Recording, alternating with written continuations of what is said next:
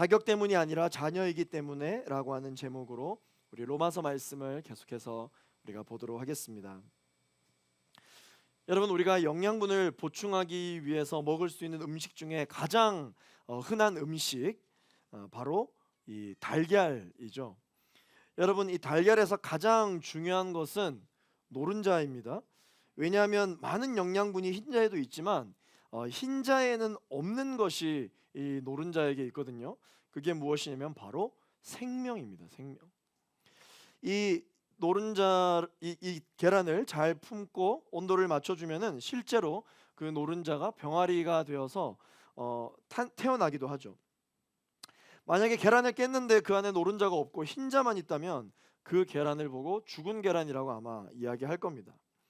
옛날 고대에는 모든 사물 하나하나에 다 영적인 의미를 잘 부여했었던 그러한 풍습이 있었기 때문에 이 먹는 거 하나에도 다 의미를 다 부여했었습니다. 그래서 실제 말씀에도 보면은 이 계란이 나오는데 욥기 6장 6절 말씀에 보면은 욥이 이렇게 이야기합니다. 내가 계란 흰자는 건드리기도 싫다라고 고백할 정도로 이 영적인 의미를 많이 부여했었습니다. 특별히 이 계란에게도 부여를 했었었는데, 흰자처럼 겉은 화려하고 풍부하지만 생명이 없는 것에 왜 나는 이토록 집착하는지, 왜 이토록 내가 매달리는지, 이 욥의 탄식이 바로 이 계란을 상징해서 그 의미를 자꾸 부여하는 것이죠. 결국 썩어 없어질 세상 것에, 그렇게 의미가 없는 것에 왜 나는 이토록 계속 매달리는지 욥이 욥기를 통해서 탄식하는 본문을 우리가 살펴볼 수가 있습니다. 이와 같이 우리가 살아가는 이 세상에는요, 영원한 생명이란 없습니다. 청년들이 그렇게 중요하게 추구하는 멋진 몸매와 외모, 공부 잘하는 머리와 지식, 뛰어난 음악이나 그림 솜씨, 여러 가지 여러분들이 그렇게 매달리고 있는 스펙, 환경, 이 모든 것은 사실 다 흰자에 불과한 것입니다. 결국은 사람의 삶 속에 생명을 주관하는 것이 있어야 됩니다. 그것이 무엇이냐? 바로 하나님께서 믿는 사람들에게 보내주시는 성령님이십니다. 이 성령님이 믿는 사람들의 생명을 주관하시는 분이신 것이죠. 예수님께서 이 땅에 오신 이후로 사람은 두 부류로 나뉩니다. 사람 안에 하나님이 없는 사람과 하나님이 있는 사람으로 나누어집니다. 하나님이 없는 사람은 당연히 하나님을 생각하지 않습니다. 아니, 하나님을 생각하지 못합니다. 사실상 죽은 생명인 것이죠. 그러나 사람의 인생 속에 하나님이 있는 사람은 그의 생명줄이 하나님께 연결되어져 있는 생명의 사람입니다. 예수님을 믿고 하나님을 인격적으로 경험한 사람들은 거듭났다라고 이야기를 합니다. 거듭났다라는 말은 다시 태어났다, 이런 의미를 뜻하는 것이죠. 우리의 몸이 어떻게 다시 태어날 수 있느냐, 어떻게 다시 살아날 수 있느냐, 어미의 몸으로 우리가 다시 들어가야 되냐, 어떻게 되냐, 그런 일은 어떻게 있을 수 있느냐라고 예수님의 설교를 듣던 많은 군중들과 제자들도 동일하게 물었습니다. 그러나 여기서 거듭난다라고 하는 것은 우리의 영혼이 새롭게 태어난다라고 하는 의미를 갖고 있는 것이죠. 세상에 속한 자에서 하나님께 속한 자로, 죽을 수밖에 없는 영혼에서 영원히 살 수 있는 새로운 생명으로 다시 태어난다라는 것을 이야기하고 있습니다. 그래서 우리가 보통 이 세례 받는 날이 어떤 날입니까? 세례 받는 날은 내가 머리로 알고 하나님과 예수님에 대해서 알고 있었지만 이제 내 생명을 다해 이제 내가 한평생 살면서 예수 그리스도의 제자로 살겠습니다 라고 하는 이 결단이 있을 때 세례를 준단 말이에요.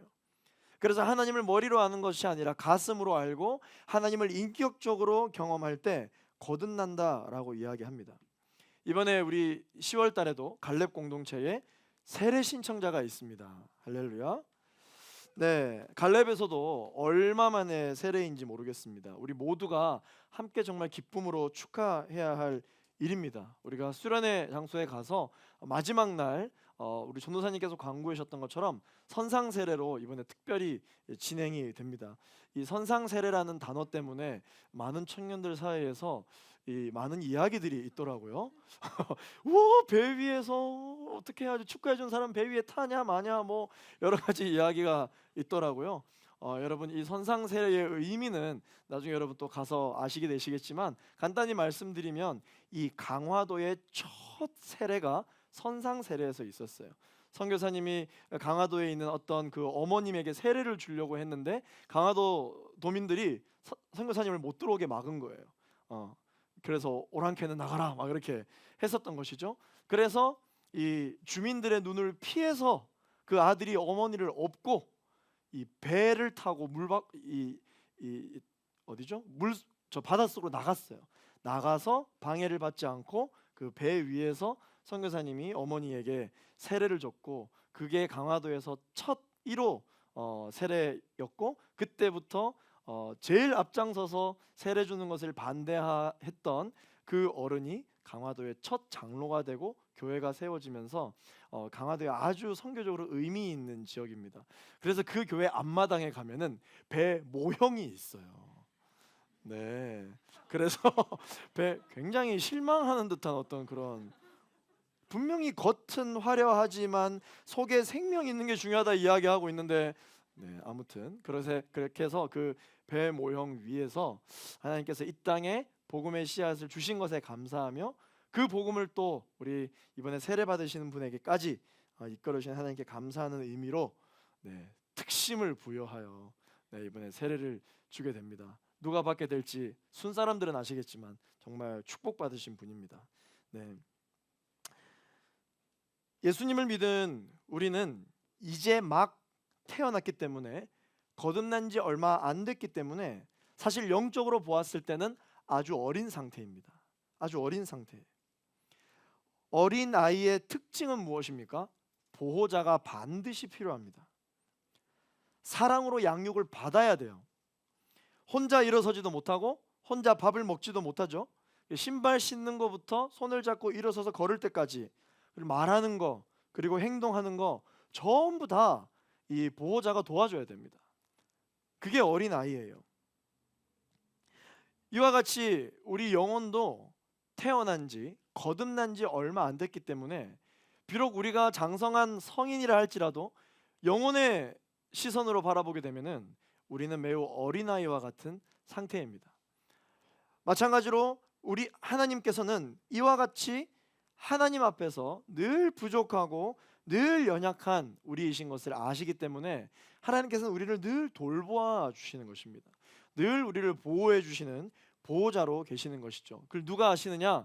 바로 성령 하나님이 우리를 돌보아 주십니다. 그래서 성령 하나님의 이름이 무엇입니까? 보혜사이시죠. 우리 이번에 CDC 들으시는 분들 다 기억나시죠? 네, 제가 이번 주에 강의를 했는데 기억이 안 나신다면은 혼이 나야 합니다. 네. 자, 보혜사 성령님, 우리를 돌보아 주신다. 돌보아 주신다. 오늘 본문 26절 말씀 같이 한번 읽어보겠습니다. 시작. 성령께서도 우리의 연약함을 도와주십니다. 우리는 마땅히 무엇을 기도해야 할지 알지 못하지만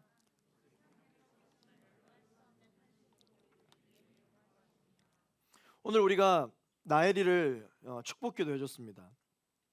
오늘 기도받은 이 나엘이와 우리 부모님들이 사실 가장 원하는 게 있어요. 그게 뭐냐면 나엘이랑 의사소통하는 거예요. 의사소통. 지금은 뭐 눈을 뜨고 있으나 뭘 보는지를 도무지 알 길이 없거든요. 뭐 이렇게 뭔가를 이렇게 발버둥 치면서 말하는 것 같긴 한데 부모님이니까 그나마 이제 필요를 채워줄 뿐, 나엘이가 무슨 생각을 하고 있는지, 엄마 아빠의 말을 나엘이가 어떻게 듣고 있는지 정말 궁금하고, 이 의사소통이 처음 되기 시작할 때 엄청난 감동이 있어요. 그래서 이제 우리 나엘이가 처음으로 뭐 아빠를 하려고 해서 아빠를 하든 말든 뭐 어쨌든지 간에 그냥 입모양으로 아빠, 엄마 이렇게 하게 되면은 부모는 엄청난 감동이 있어요. 저도 아빠라는 말을 처음 들었을 때 막 눈물을 흘리고 있는 거예요. 그래서 아내가 왜 우냐래. 난 모르겠다. 그러면서 엄청난 감동이 오더라고요.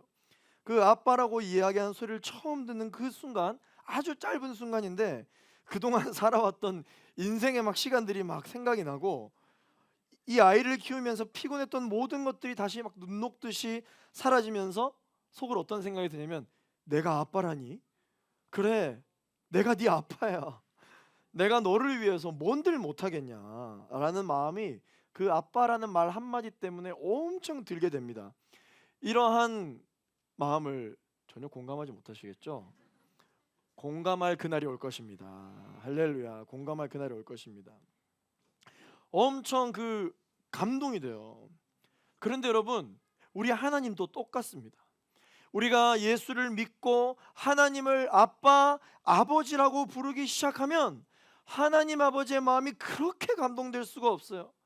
그러면서 하나님은 아버지, 아버지라고 부르는 자녀에 대하여 이렇게 생각하십니다. 그래, 내가 너의 아버지가 됨이니라. 내가 너를 구원하기 위해 아들 예수를 십자가에 못 박았노라. 앞으로도 널 위해 내가 뭔들 못하겠니? 이게 아버지의 마음이고요. 아버지의 마음. 그런 마음으로 하나님께서는 오늘날 성령님을 우리에게 보내셔서 이 땅에 살고 있는 하나님의 자녀들, 그 백성들을, 저와 여러분을 보살펴 주십니다. 성령님이 바로 오늘 말씀처럼 우리의 연약함을 도와주십니다. 왜? 아버지이시기 때문에 그렇습니다. 그리고 우리는 그분의 자녀이기 때문에 그런 거예요. 그런데 인간은 계속해서 하나님 앞에 완전한 존재로 서려고 합니다. 하나님을 아버지로 섬기지 않고 상과 벌을 주는 심판자로만 자꾸 여기려고만 해요. 착각해서는 안 됩니다. 그리고 다른 사람들에게 하나님은 이런 분일 거야 라고 착각을 강요해서도 안 됩니다. 우리 사람은 하나님 앞에 완전한 존재로 서는 것이 아니라 자녀로 서야 합니다. 자녀로 서야 돼요. 제가 청년들 여러분들에게 한번 묻고 싶은 게 있어요. 여러분들 고민이 있거나 몸이 아프면 부모님께 이야기하시나요? 이야기하시기 바랍니다. 간혹 이제 청년들 중에 특히 이렇게 이제 고향을 떠나서 타지 생활을 하고 있는 우리 청년들 중에서 이런 얘기를 합니다. 목사님 저한테 와서 뭐 이번에 건강검진 결과가 나왔는데 뭐 이런 결과가 나왔다, 몸이 아프다, 지금 뭐 재정적인 큰 문제가 생겼다. 그러냐, 부모님은 아시냐? 부모님은 모르세요. 왜 부모님께 얘기를 안 했냐? 너무 걱정하실 것 같아서 말을 잘 안 합니다. 그리고 멀리 타지에 나와 있는데 뭔가 이게 건강하고 잘 사는 모습만 이제 보여주고 싶다 보니까 부모님에게 그런 좀 연약하고 부족한 부분들을 사실 말을 잘 안 하는 경우가 있습니다. 그래서 또 스스로 또 이야기해요. 나는 효자야. 우리 부모님 걱정 안 끼쳐드리려고 내가 이렇게까지 하지. 효자야. 그게 효라고 생각을 하죠. 근데 여러분, 정말 부모님과 건강한 관계를 원하신다면요, 이야기를 하셔야 됩니다. 이야기를 해야 돼요. 지금으로부터 5년 전 일인데요. 제 아버지가 건강검진을 받으셨는데 대장암이셨대요. 그러나 초기에 조직을 발견해내고 치료를 했기 때문에 다행히 지금은 큰 무리 없이 완치가 되셨다라고 이야기를 합니다. 근데 제가 그 얘기를 언제 들었느냐? 완치가 되고 나서 그 얘기를 들었어요. 그러면서 뭐 이제 괜찮아, 이제 걱정하지 마 아들, 뭐 그렇게 이야기를 하는데 화가 나는 거죠. 아니 그걸 왜 이제 이야기하냐? 심지어 저는 아버지가 그런 일이 있는지도 모르고 제가 서울에서 고생하는데 걱정 끼치는 것 같아서 왜 아픈지도 모르고 제 힘들고 어려운 것들을 그냥 막 짜증내는 듯이 막 다 이야기를 했던 것이죠. 그럼 저는 생각이 드는 거예요. 나를 도대체 얼마나 불효자식으로 만들려고 모르냐? 내가 그걸 알았으면은 좀 같이 기도하고 같이 마음을 품었을 텐데 왜 그걸 이제 알게 하냐? 그랬더니 이제 어머님이 저한테 그렇게 이야기를 하더라고. 아유, 서울에서 고생하는데 걱정 끼치는 것 같아서 말을 안 했지. 그렇게 이야기를 하시더라고. 이해됩니다. 이해되는데 제가 뭐라고 이야기했냐면 알겠어요. 그러면 저도 앞으로 건강검진을 받았는데 암이 발견이 됐다. 그 완치되면 말씀드리겠다. 앞으로 절대 무슨 일이 있어도 내 힘들고 어려운 거를 말씀 안 드리겠다. 걱정하실까 봐 내 마음이 아픕니다. 제가 그렇게 이야기했더니 저희 부모님이 이야기를 하더라고요. 그건 아니랍니다. 그건 아니지. 그렇게 하면 안 되지. 저도 얘기했죠. 저도 마찬가지라고. 이 아들 목사를 둔 덕분에 이 입만 살아가지고 부모님한테도 막 비유로 이야기하고 말이죠. 실제 그랬어요. 그 이야기를 듣는데 더 마음이 아프고 너무나도 큰 죄책감이 들어서 더 괴로웠습니다. 여러분, 부모와 자녀는 고통을 함께 나누고 함께 아파하고 함께 기도할 수 있는 관계가 건강한 관계고 진짜 사랑이고 그렇습니다. 그리고 이것이 성경에서 말하는 하나님의 선입니다. 선. 그런데 여러분, 신앙생활도 똑같단 말이에요. 이런 자격 없는 내 모습으로 주님 앞에 나가면 100% 하나님 마음 아파하실까 봐, 이 모습으로 나가면 하나님이 걱정하실까 봐, 하나님이 실망하실까 봐 하나님께로 나아가지 않는 모습은 하나님 아버지의 마음을 더 아프게 하는 겁니다. 심지어 하나님이 모르시면 모를까, 다 아시잖아요. 다 아심에도 불구하고 하나님이 아실까 봐 말 안 하지 않는 모습은 과연 하나님과 친밀하다라고 이야기할 수 있을까요? 하나님은 다 아십니다. 뭘 아시느냐? 하나님의 자녀인 나도 원래 완전한 존재가 아니라는 것을 알고 계십니다.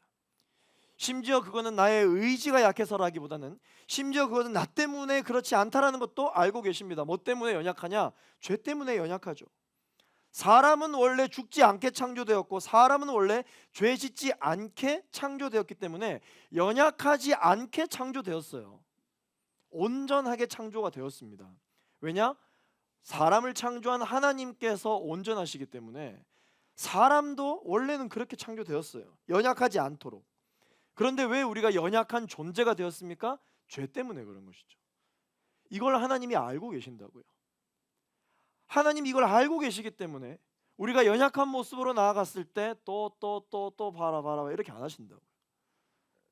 너 그렇게 의지가 약해서 뭘 할 수 있겠냐?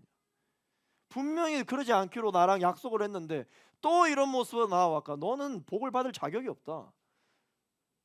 너가 그러고도 믿는 사람이라고 할 수 있니? 너가 그러고도 나의 아들이고 나의 딸이라고 말할 수 있니? 기도하시다가 여러분 혹시 그런 음성을 들으신 분 계십니까? 하나님께서 하신 말씀이 아니에요. 아닙니다. 우리 하나님은 그렇게 말씀하시는 분이 아니십니다. 이미 이것을 아시기 때문에 우리의 연약함은 하나님한테 아무런 문제가 되지 않아요. 우리가 방금 읽었던 26절 말씀 말미에 보면은 성령께서 우리를 위하여 대신 간구해 주실 때 탄식함으로 하신다고 하셨거든요. 탄식함으로. 그러면 우리가 이 탄식에 대하여 그렇게 생각할 수 있죠. 아휴, 내가 얼마나 한심했으면 성령께서 탄식하면서 나를 위해 기도하지. 그래, 나도 나를 보니까 한숨이 절로 나온다. 그러니까 성령께서 얼마나 한숨이 나오시겠냐. 아마 그렇게 여러분 탄식을 해석하실 수 있으실 텐데요. 여러분, 이 탄식은 연약한 내 모습 때문에 한숨 쉬는 게 아닙니다. 영혼의 탄식이에요. 영혼의 탄식. 다른 어린 아이들에 비해서 마치 이렇게 성장을 빨리 하지 못하는 자녀를 보면은 부모는 탄식합니다. 탄식해요. 그러나 이 탄식은 이 아이를 탓하는 탄식이 아니에요. 걷지 못하는 아이를 보고 얘는 왜 이렇게 태어났어? 왜 이렇게 부족한 게 많아? 다른 애들은 잘만 걷는데 얘는 왜 이렇게 늦게 걷지? 아유, 다시 낳아야 되나? 뭐 이런 생각을 부모는 절대 하지 않는다고요. 절대 그렇게 하지 않아요. 그런 탄식이 아닙니다. 잘 걷지 못하는 아이를 보고 한숨 쉬는 부모님은 어떤 마음 때문에 한숨 쉬는 줄 아세요? 이 아이는 얼마나 답답할까? 얼마나 힘들까? 다리에 힘도 안 주어지는데 부모님은 자꾸 걸어라 그러고. 여러분, 아이가 다 알아요. 부모는 걷기를 원하는데 자기가 걷지를 못하면 막 미안한 마음도 다 알아요. 그때 나오는 부모의 탄식은 내가 부모이기 때문에 어떻게 얘를 더 도와줄 수 있을까? 내가 부모로서 더 할 수 있는 게 없다. 그런 마음이 막 들기 때문에 계속 한숨이 쉬어지고 탄식을 하게 됩니다. 아이가 이럴 수밖에 없는 그 상황에 대하여 탄식하죠. 성령님께서 연약한 우리를 보시고 탄식하시는 탄식은 바로 이런 탄식이에요. 우리가 기도하지 않으면 누가 대신 기도합니까? 성령님께서 우리를 위하여 기도해 주시는 분이십니다. 탄식함으로 기도해 주시는 분이십니다. 우리 하나님은 우리를 사랑해 주시는 분이십니다. 우리를 돌보아 주시는 분이십니다. 왜?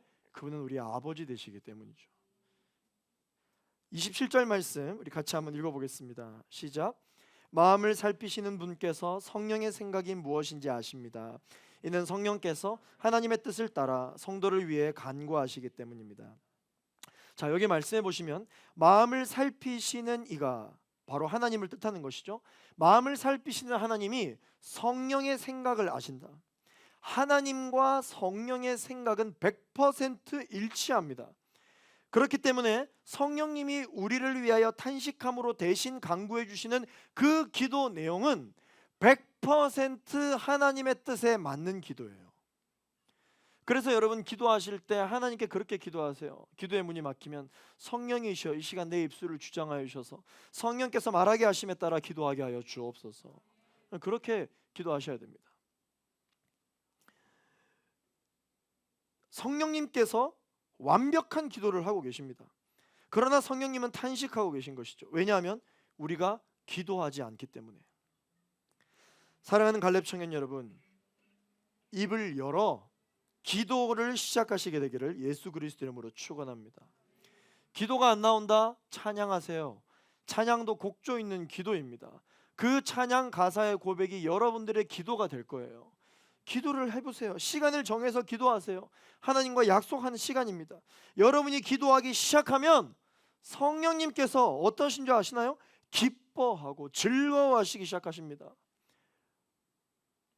우리 아이가 입을 열어 아빠 아빠 엄마 엄마 부르기 시작하면 그렇게 기쁠 수 없어요. 그 내용이 어떻느냐에 따라서가 아니라 그저 엄마 아빠를 부르기만 하면 너무너무 기쁩니다. 성령님께서 이와 같으신 거예요. 여러분들이 기도를 시작하면 성령께서 너무 기뻐하십니다. 그러니까 성령님과 함께 기도하시길 바랍니다.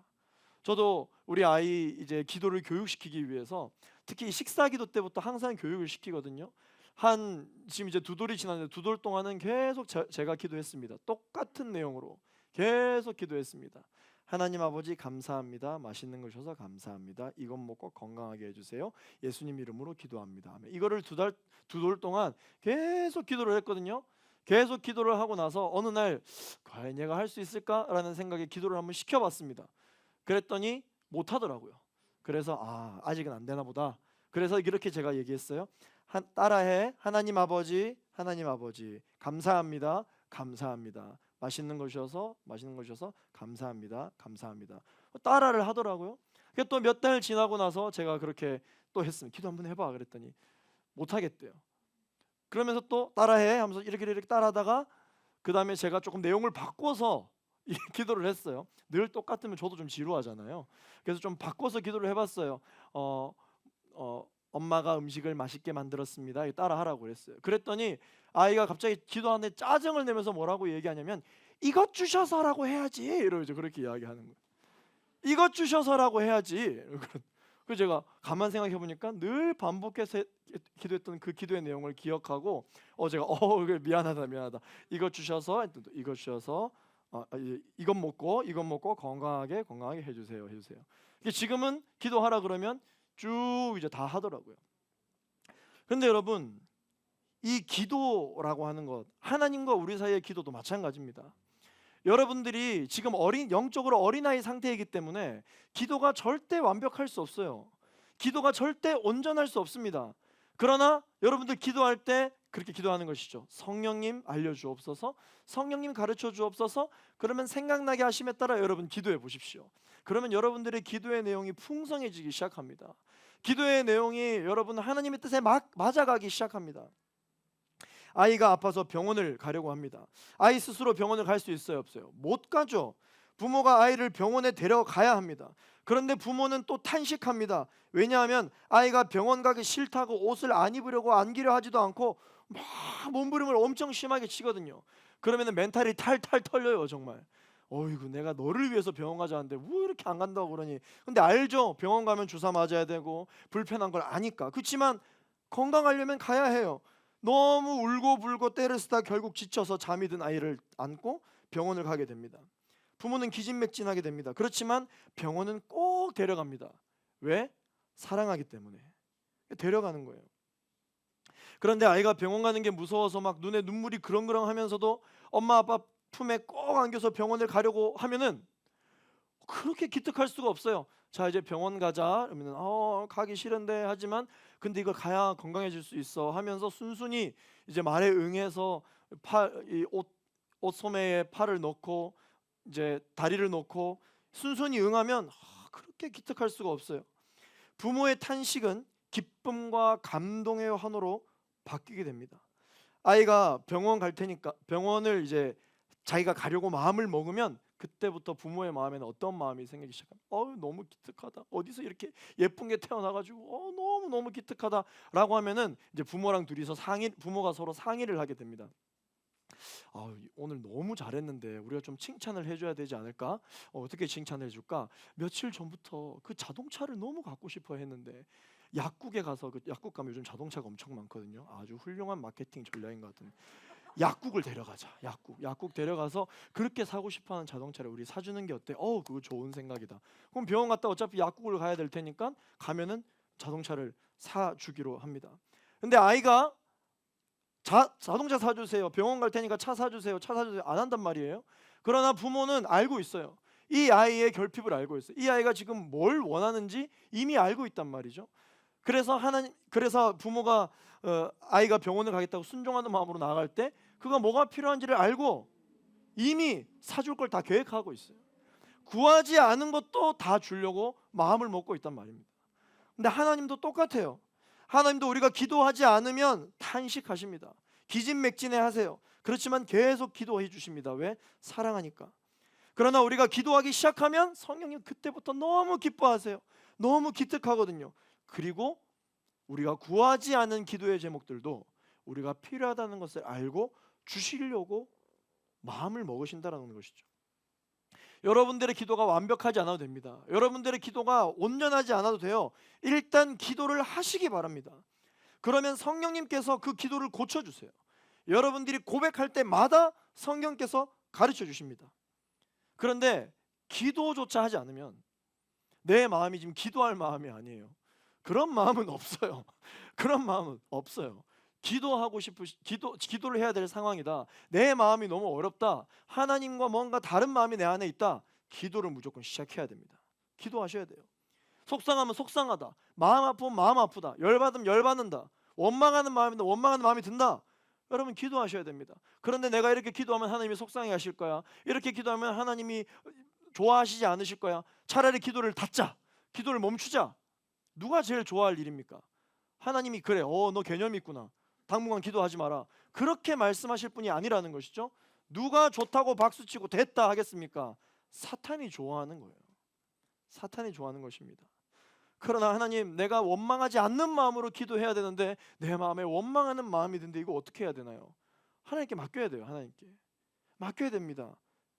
기도는 연설이 아니에요. 기도는 고백이에요. 기도는 대화입니다. 그런데 기도를 하지 않으면 고칠 것조차 없게 됩니다. 때로는 이제 원수를 들어 그냥 망하게 해달라고 막 기도하고 싶을 때가 있죠. 근데 우리가 그래도 어디서 좀 들은 건 있어가지고 그렇게 기도하면 안 되지.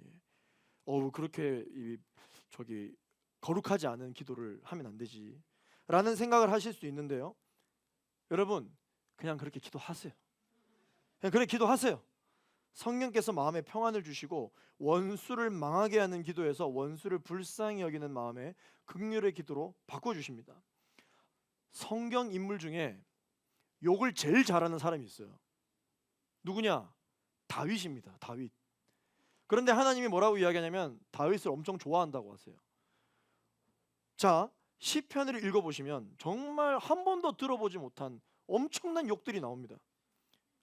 원수로 인해서 마음이 어려워서 하나님께 드리는 이 시편의 기도문들이 있는데 첫 시작을 보면은 야 이렇게도 욕을 할 수 있구나 라는 생각을 할 정도로 이 저주의 악인들에 대한 저주의 글들이 있습니다. 심지어 그 어절까지 맞춰서 운율 아시죠? 시편은 시니까 운율에 맞춰서 정말 찰지게 이 다윗이 욕을 하거든요. 근데 여러분 알죠? 욕도 해본 사람이 잘한다고. 이 정도 고백이 나오려면 평소에 엄청 욕을 잘해야 된단 말이죠. 이 시편 고백을 보시면은 한 초반부에 이미 나옵니다. 악인들은 주님과 함께 있지 못할 것이다. 거짓말하는 저들을 멸망시키소서. 자기 꾀에 스스로 빠지게 하소서. 팔을 부러뜨리소서. 악인들에게 불과 유황과 무서운 혼란을 비오듯 쏟아부으소서. 야, 이런 기도는 정말 이걸 현대판으로 바꿔보면 좀 어려우실 수 있어요, 여러분. 한번 스스로 한번 바꿔보세요. 정말 욕인지도 모를 정도로 고급스러운 욕이죠. 그런데 시편을 이렇게 한 편 한 편 쭉 이렇게 조직적으로 구조를 보시면 처음에 그렇게 원망하는 기도로 시작했다가 마지막은 항상 하나님을 찬양하고 항상 하나님을 고백하는 그 기도로 다윗이 끝이 나요. 이 기도문을 보면 알 수 있습니다. 이 기도를 하는 동안 하나님께서, 성령님께서 다윗의 마음을 어떻게 만지셨는지가 보인단 말이에요. 기도를 막 욕을 하다가 갑자기 하나님 악인에게 복을 주시고 저에게도 복을 주시고 이렇게 하지 않아요. 서서히 마음이 이렇게 풀어지는 게 시편을 보면은 여러분 볼 수가 있습니다. 다윗은 정말 원망하는 마음과 불편한 마음이 들더라도 기도를 단 한 번도 쉰 적이 없습니다. 기도를 포기하지 않고 계속해서 하나님께 기도했습니다. 그리고 그 기도문조차도 하나님이 계속 바뀌는 것을 다윗이 경험을 했어요. 이런 다윗을 더러 하나님께서 뭐라고 말씀하셨느냐? 내 마음에 합한 자다. 내가 그를 좋아한다. 라고 말씀을 하시는 것이죠. 28절 말씀 같이 한번 읽어보겠습니다. 시작. 우리는 하나님을 사랑하는 사람들 곧 그 뜻을 따라 부르심을 받은 사람들에게는 모든 것이 합력해 선을 이루는 줄을 압니다. 아멘. 하나님은 인간을 사랑하시되 끝까지 사랑하십니다. 도중에 포기하는 법이 없으십니다. 하나님은 하나님의 자녀들에게 하나님을 무서워하게 만드는 종의 영을 주신 적이 없어요. 하나님은 하나님의 자녀들에게 양자의 영을 주셔서 하나님을 아빠, 아버지라고 부르게 하셨습니다. 근데 우리 안에 하나님을 두려워하게 하고 하나님을 무섭게 만드는 그러한 심판의 영만이 자리 잡고 있다면 이거 하나님 앞에 올려드려야 되는 부분입니다. 우리는 알고 있습니다. 하나님은 심은 대로 거두게 하시는 분이라는 것을 알고 있어요. 그러면 이 심은 대로 거두게 한다라는 것을 내 영혼에 대입시켜 보면은 아니 내가 하나님께 구원을 받았는데 구원을 받을 만한 무엇을 심었기 때문에 내가 이 구원이라는 은혜를 받은 거 아닌가?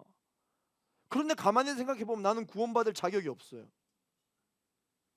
하나님은 심은 대로 거두게 하시는 분이 맞습니다. 그러나 수많은 하나님의 성품 중에 하나이지 하나님은 한계가 없으신 분이십니다. 그래서 심지 않았지만 거두게 하실 수도 있는 분이라는 것이죠.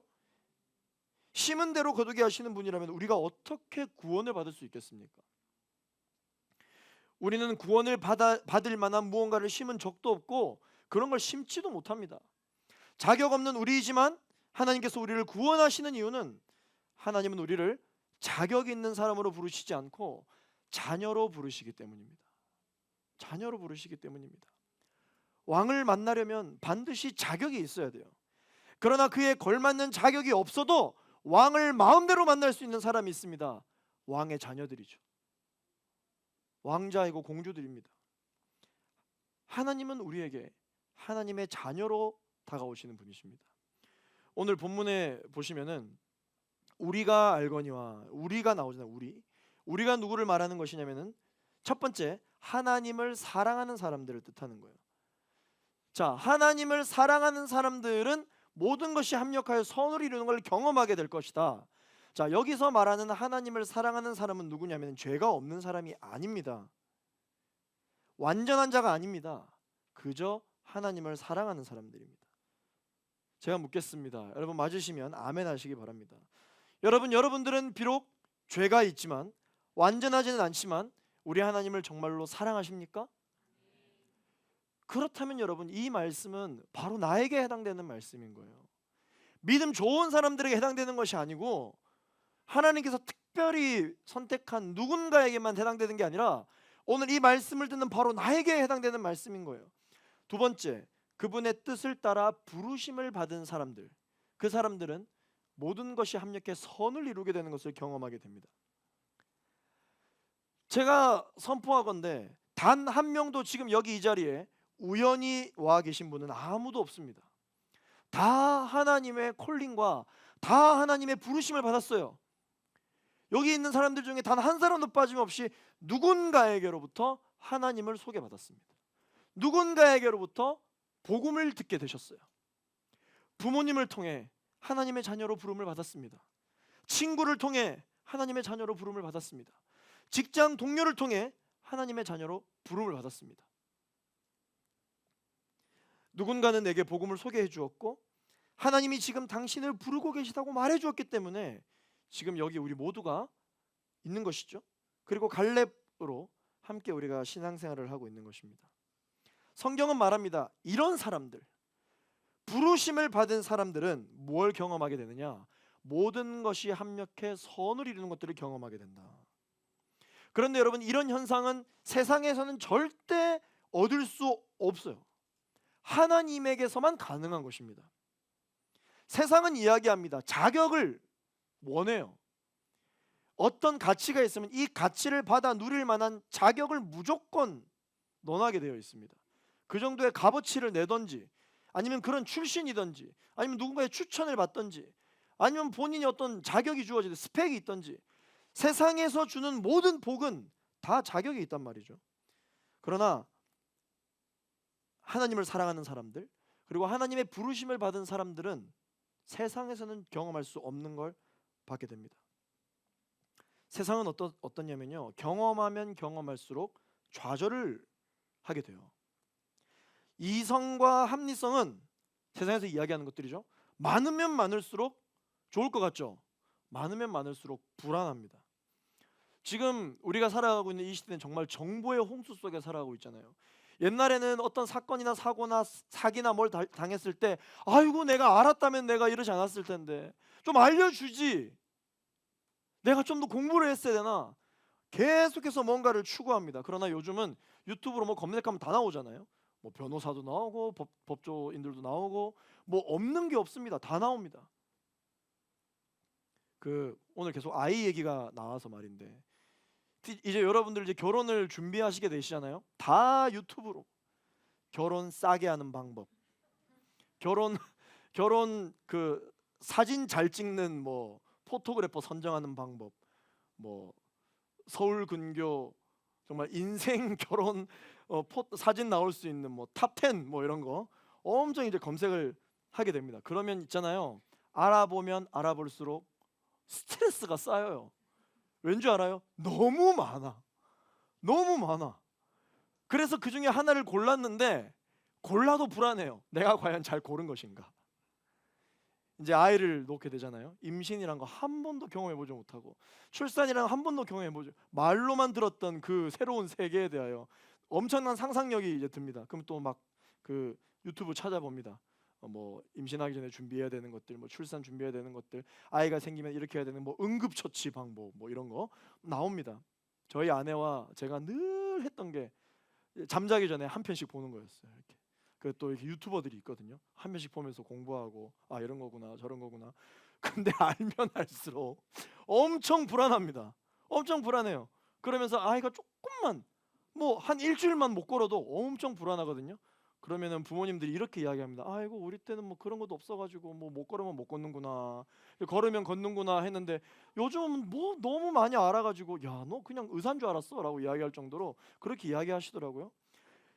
알면 행복할 것 같지만 세상은 알면 알수록, 합리적일수록 여러분 더 불안하게 되어 있어요. 여기 법조계 종사하시는 분들이 제가 계신지 잘 모르겠지만 여러분, 변호사들은 늘 행복할까요? 그러면 법적으로 모든 걸 다 알고 있으니까, 뭐 누가 나를 공격해도 뭐 법을 다 알고 있으니까, 자기를 지킬 수 있으니까 행복할까요? 변호사들 스트레스가 어마어마합니다. 네, 너무 많이 알고 있어서. 오히려 여러분 맛집도 보세요. 맛집, 요즘 맛집 때문에 진짜 뭐 밥 한 끼 먹으려고 하는데 정말 이 스트레스가 어마어마합니다. 너 먹고 싶은 거 골라, 먹고 싶은 거 얘기했는데 그거는 원하지 않는데, 이 뭐 선택 장애가 생기는 요즘입니다. 세상은 많이 알지만 더 불안해질 수밖에 없어요. 세상의 철학이나 이데올로기는 인간을 절대로 행복하게 만들 수 없습니다. 이 세상에는 완벽한 인간, 완벽한 인생, 완벽한 합리성, 완벽한 인간의 이성으로 우리를 불안하게 할 뿐입니다. 그런데 여러분, 신기한 게 있어요. 믿음은 우리에게 확신을 줍니다. 예수를 향한 믿음, 성령 안에서 갖게 되는 이 믿음은 놀랍게도 모든 것이 합력하여 선을 이루게 된다는 축복된 생각을 계속 가져다 줘요. 여기서 모든 것이 합력하여 할 때 모든 것, 이 모든 것은요 사실 좋은 것만을 의미하진 않습니다. 불행, 실패, 좌절, 질병, 죽음 다 포함하는 말입니다. 그러나 이 모든 것을 하나님의 영역 안에서, 하나님의 시간 안에서 합력하여 선을 이루는 것들을 경험케 해주신다. 이거는 하나님만이 우리에게 주실 수 있는 축복인 것입니다. 축복.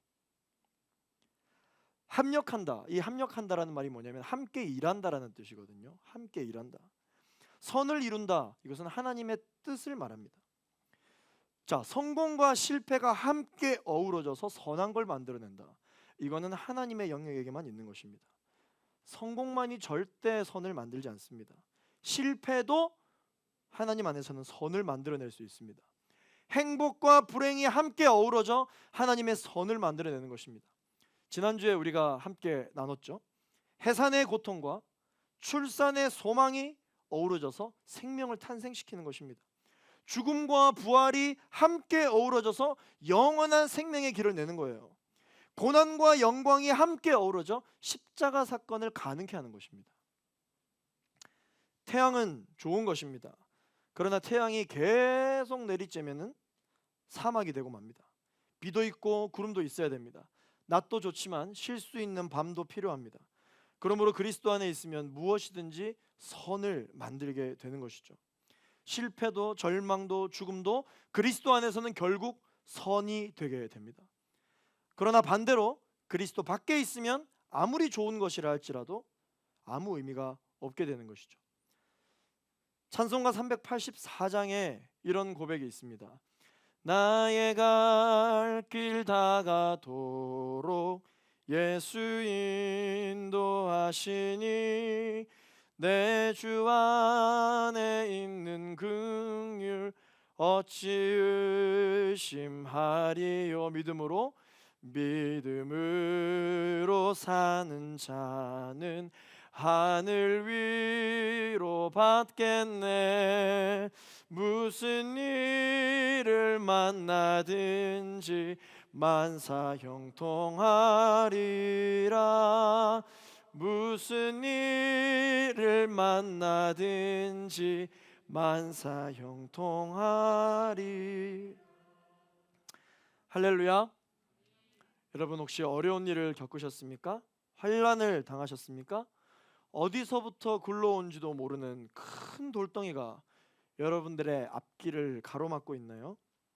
찬양 고백처럼 나는 심히 고난하고 영혼 매우 가라지만 하나님은 어떻게 하시는 분이냐? 내 앞에 놓여져 있는 이 돌덩이를 반석으로 만드시고 반석에서 큰 샘물을 나게 하시는 분이 바로 우리 하나님이십니다. 이 하나님을 우리의 하나님으로 여러분 꼭 붙드시는 여러분 되시기를 예수 그리스도 이름으로 축원합니다. 우리 이제 마지막으로 우리 30절 말씀 읽고 우리 찬양하고 기도하겠습니다. 30절 읽습니다. 시작. 하나님께서는 미리 정하신 그들을 또한 부르시고 부르신 그들을 또한 의롭다 하시고 의롭다 하신 그들을 또한 영화롭게 하셨습니다. 갈렙 공동체를 정의하면 어떤 사람들의 모임일까요? 하나님의 부르심에 응답한 사람들의 모임입니다. 부름을 받았다라고 하는 것은 선택받았다라는 것입니다. 선택을 받았다라고 하는 것은 특권이에요. 그리고 그것은 축복입니다. 하나님은 우리를 축복하시기 위해서 우리를 부르시는 분이시라는 것을 여러분 잊지 마시게 되기를 소망합니다. 부르심에 아멘으로 응답한 여러분을 하나님께서는 의롭다 이야기하십니다. 의롭다 무슨 말입니까? 옳다, 잘했다, 잘 응답했다, 잘 반응했다 이야기해 주시는 분이십니다. 그런데 여러분 하나님의 축복은 여기서 끝이 아닙니다. 의롭고 옳고 잘했다라고 칭찬받는 게 우리의 신앙생활의 끝이 아니라는 것이죠. 오늘 하나님께서 말씀하셨던 것처럼 의롭다 하신 그들을 또한 영화롭게 하셨느니라. 하나님은 우리 모두를 하나님의 영광 가운데 두기를 원하십니다. 여러분들이 그저 잘한 것을 칭찬받는 인생을 넘어서서 진리 안에서 자유하고 그 어떠한 실패와 좌절과 절망과 낙담이 있다 할지라도 모든 것이 합력하여 결국 선을 이루고야 말겠다라는 확신에 압도당하는 주의 임재 안에 여러분들을 초대하시는 분이십니다. 구원의 절정이 뭐냐면 하나님의 영광이에요. 우리가 신앙생활하는 절정이 무엇이냐면 하나님의 영광 안에 거하는 것입니다. 그저 옳고 그른 것의 판단의 기준 안에 옳은 인생을 살아가는 것이 다가 아니라 그 옳은 인생을 넘어 하나님의 영광의 임재 안에 살아가는 인생, 그 인생으로 하나님 우리를 초대해 주시는 분이세요. 예수 그리스도와 함께 왕노릇하게 해주십니다. 왕노릇하게 해주십니다. 세상의 모든 사탄 권세를 짓밟고 승리하신 우리 예수님과 함께 하늘의 보좌에 앉은 셀 수 없이 많은 천국 사람들과 함께, 천국의 장로들과 함께, 천국의 존재들과 함께, 모든 주님을 찬양하는 모든 피조물들과 함께 경배와 찬양을 하나님께 올려드리는 영광스러운 곳으로 하나님 우리를 인도해 주시는 분이십니다. 그러한 시간을 살도록 우리를 초청해 주시는 분이 우리 하나님이세요. 내 영혼의 안식처, 내 영혼의 본향, 원래 내가 있던 그 자리로 회복시키고자 하시는 것이 하나님이 오늘 우리를 만나주시는 이유입니다. 내 삶에 전혀 존재하지 않은 것들을 하나님이 선물로 주시는 것이 아니라 원래 내 자리, 원래 내 것, 원래 내가 누려야 했던 것, 원래 내 소속, 원래 내 모습, 그걸 다시 회복시키려고 하시는 것이 그게 하나님의 계획하심이에요. 그것을 위하여 하나님이 오늘 우리를 계속해서 부르고 계시는 이유입니다. 그렇기 때문에 내가 없는 걸 다시 새롭게 쟁취해내는 게 아닙니다. 원래 나의 것을 회복시키는 것이죠. 원래 하나님과 아무런 거리낌 없이 얼굴과 얼굴을 대면하여 기도했던 그때를 회복시키는 것, 원래 하나님과 늘 사랑으로 주고받았던 그 따스한 상황으로 회복시키시는 것, 그게 하나님의 계획하심이에요. 하나님의 말씀을 묵상할 때 그 어떠한 장벽도 없이 말씀하시는 것을 가감없이 듣는 인생, 원래 우리는 그러한 인생을 살도록 창조되었습니다. 원래 우리는 하나님을 찬양하도록 창조되었어요. 그 영광스러운 인생으로 주님이 우리를 초청하신다는 것입니다. 그 부르심에, 그 초청에 우리가 해야 하는 것은 내가 이 부르심에 응답해도 되나? 내가 그런 자격이 있나? 내가 그 초청에 아멘으로 선포할 그런 사람이 되나? 그런 자격이 있나? 생각하는 것이 아니라 아버지 집으로 가야겠다, 아버지 품으로 다시 돌아가야 되겠다, 원래 내 모습을 찾아야 되겠다. 하나님의 영광 안에 거할 때 우리는 세상을 이기고 수많은 사람들 중에 특별히 하나님과 가까이 이 세상을 살아가는 사랑하는 갈렙 청년 여러분 한 사람 한 사람 되시기를 예수 그리스도 이름으로 축원합니다. 함께 이 시간 우리 찬양으로 주님 앞에 영광 올려드리며 우리 삶을 주님 앞에 올려드리기를 원합니다. 나의 소망은 주 경외함, 나의 소망은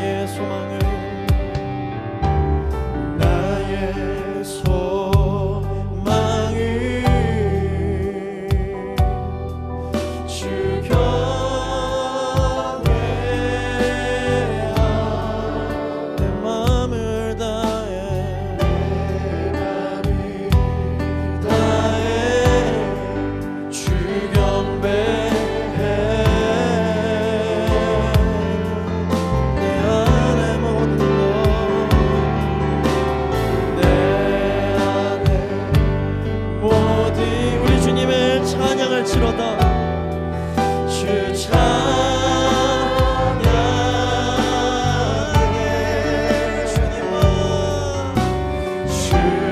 주님만 사모해 영원히.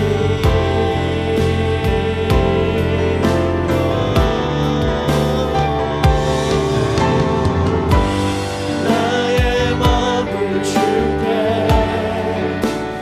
영을 주님께 나 주 위에 살리 살아있는 동안 어느 순간에도 나 주만 나의 마음을 주께 내 영을 주님께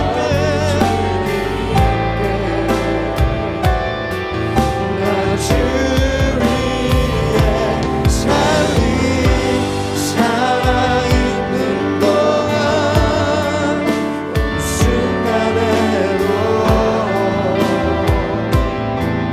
나 주 나의 마음을 주님께 나의 마음을 주님께 내 영을 주님께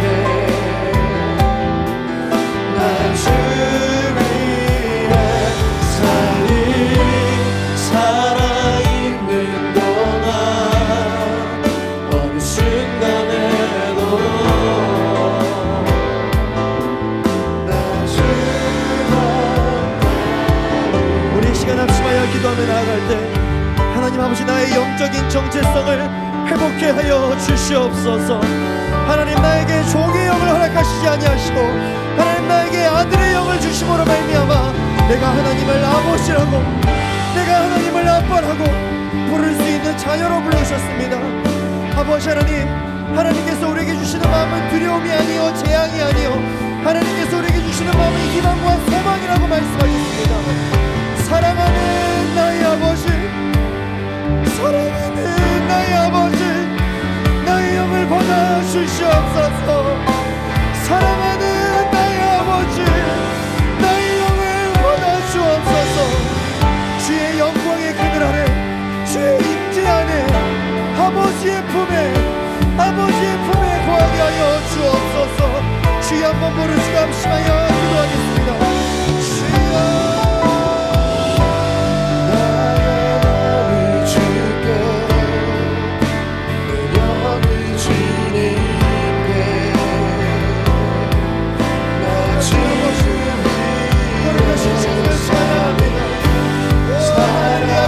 아버지 하나님, 이 시간 우리의 자격을 논하는 더러운 정죄의 영들 나사렛 예수 그리스도를 하나님 복음을 받고 떠나갈지어다. 나사렛 예수 그리스도를 하나님 받고 떠나갈지어다. 할렐루야 할렐루야. 주님 우리의 영적인 정체성을 회복케 하여 주옵소서. 우리를 자격으로 부르지 않으시고 우리를 하나님의 자녀로 부르신 아버지 하나님 높여드리기를 원합니다. 주의 성령으로 기름 부어 주옵소서.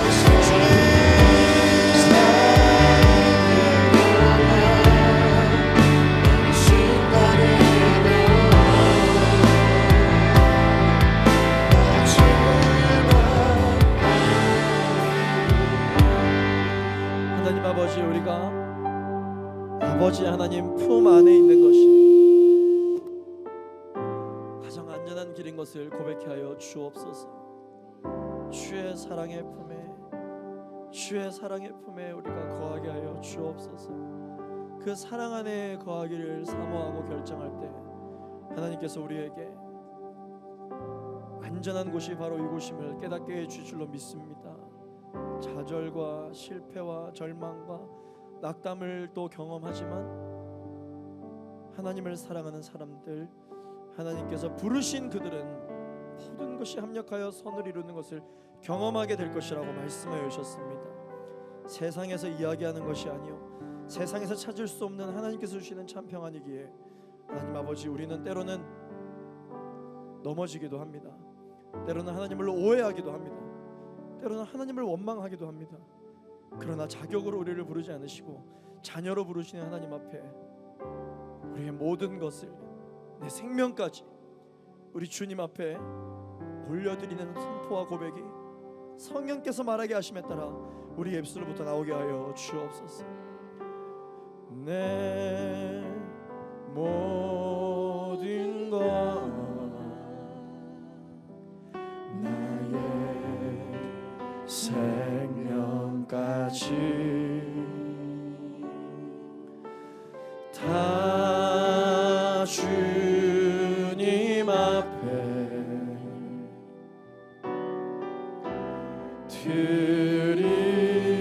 드립니다. 주 임재 안에서 주 임재 안에서 이제 내 영혼 자유해 내가 주의 거룩한 이름을 높이며 예배하리. 어린 양 찬양하리. 내 평생 그 하나로 충분해요. 어린 양 찬양하리. 내가 주의 임재. 우리 시간 차례 일어나셔서 목소리 높여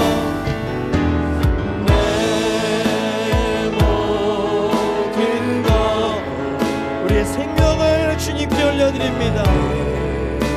생명까지 다 주님 앞에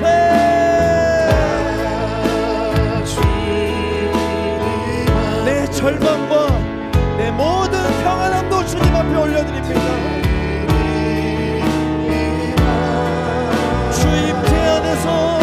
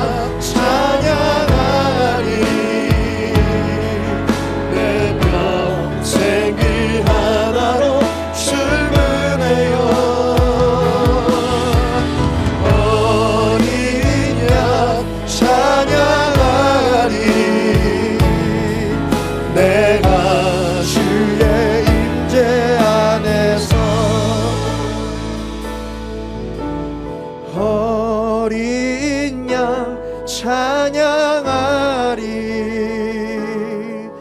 내 평생 그 하나로 충분해요. 어린 양 찬양하리.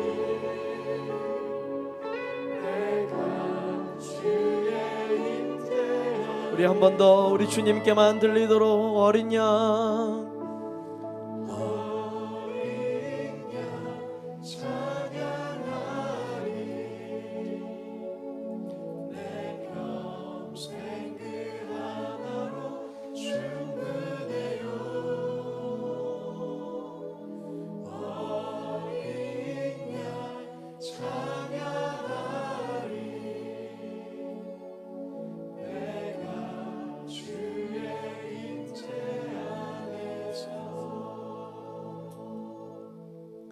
하나님 아버지, 하나님을 아빠로 아버지로 부르게 해주셔서 감사드립니다.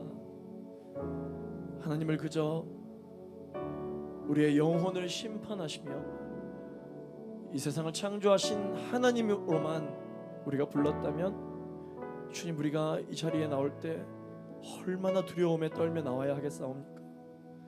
그러나 그럼에도 불구하고 하나님, 우리는 여전히 연약함에도 불구하고 우리의 연약함, 우리가 연약할 수밖에 없음을 이미 알고 계심으로 우리를 자격으로 부르지 아니하시고 하나님의 사랑하는 아들로, 하나님의 사랑하는 딸로 부르셔서 감사드립니다. 우리가 기도를 못하고 기도가 멈추어져 있을 때에도 내 안에 살아계신 성령님께서 우리의 연약함을 아시고 우리를 대신하여 간구해 주셔서 감사드립니다. 성령님, 나를 깨닫게 해주셔서 감사드립니다. 성령님, 나를 돌보아 주셔서 감사드립니다. 성령님, 나를 보호해 주셔서 감사드립니다. 나를 위하여 탄식해 주셔서 감사드립니다. 하나님, 이제 성령님과 함께 나의 인생을 주님 앞에 올려드리며 성령님과 함께 이 삶을 살아나가는 은혜가 내 안에 새롭게 시작될 줄로 믿습니다. 나의 연약함으로 넘어질 수는 있으나 주님 손 놓지 않도록, 주님과의 기쁨을 빼앗기지 않도록, 하나님과 나 사이에 오해가 없도록 하나님, 내 믿음을 붙들어 주시옵소서. 지금도 우리 곁에서 더러운 속삭임으로 우리를 유혹하는 모든 정죄의 영들, 나사렛 예수 그리스도를 명하노니 묶임을 받고 떠나갈지어다. 나사렛 예수 그리스도를 명하노니 머리가 상할지어다.